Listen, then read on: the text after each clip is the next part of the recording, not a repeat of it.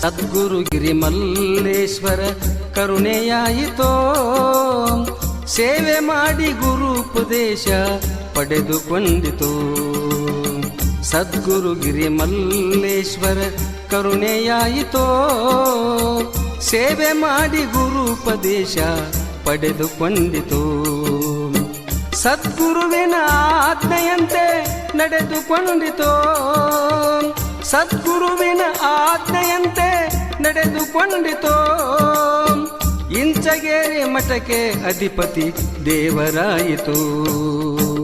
ಎಲ್ಲಿ ಮುಳುಗಿತೋ ಹಡಗ, ಎಲ್ಲಿ ಮುಳುಗಿತೋ, ಸಂಪ್ರದಾಯ ಸಾಗರದಲ್ಲಿ ಲೀನವಾಯಿತು.